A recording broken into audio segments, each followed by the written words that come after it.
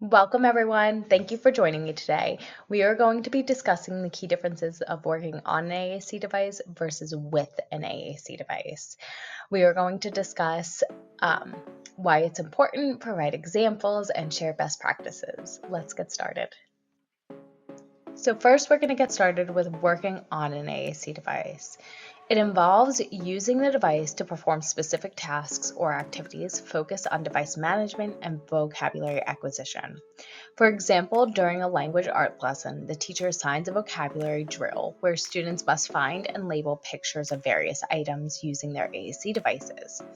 A student using an AAC device is instructed to navigate through their device to locate the vocabulary words and match them to the corresponding pictures.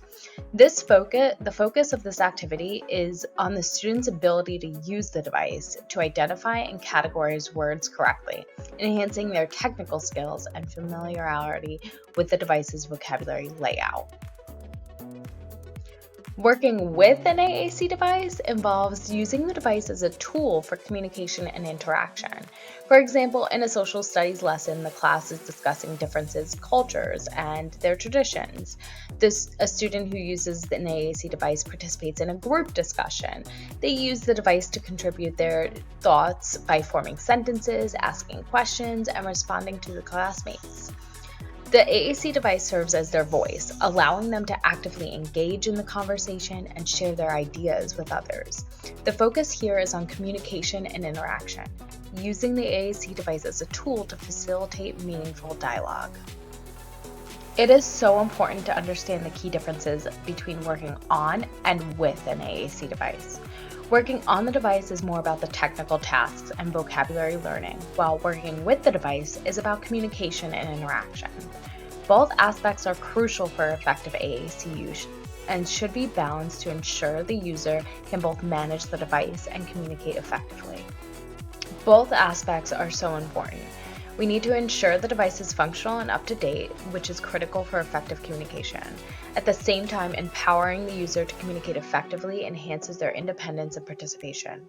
A balanced approach helps in achieving both goals. Now let's take a look at some best practices for working on AAC device. Using structured tasks to help the individual find and use vocabulary. Incorporating drill tasks to practice specific skills. Regularly update vocabulary. Perform routine maintenance checks and collaborate with AAC specialists for technical support. Here are some best practices for working with an AAC device. Encouraging consistent use of the device in various settings, modeling communication using the device, and creating opportunities for the user to express themselves. Supporting an AAC user requires a collaborative approach. School staff, families, and AAC specialists all play important roles. Working together ensures the user receives comprehensive support with balancing both working on and with tasks.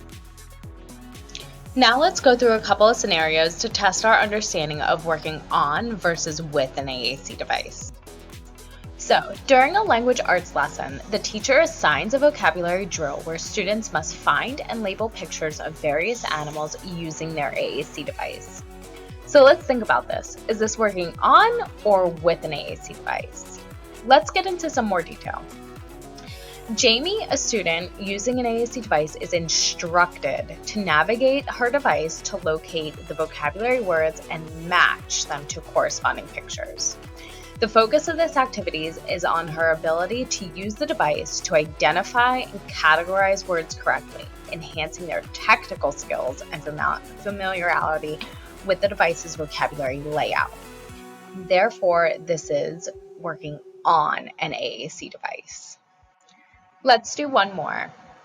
A student is observed during recess to ask another student if they want to play a game using their AAC device. Is this working on or with AAC? The AAC device serves as the child's voice, allowing them to engage in social interaction and build relationships with their peers. The focus here is on communication and interaction with using the AAC device as a tool to facilitate meaningful dialogue. This is a great example of working with an AAC device. Even if the teacher comes into the conversation and is modeling asking questions or commenting using the AAC device, this is still working with AAC. To recap, understanding the difference between working on and with an AAC device is essential for fostering effective communication and ensuring proper device management. While it's important to spend time working on the device to keep it updated and functional, the primary focus should be working with the AAC device to enhance communication and interaction. I encourage you to apply what you've learned today and collaborate with others to support AAC users.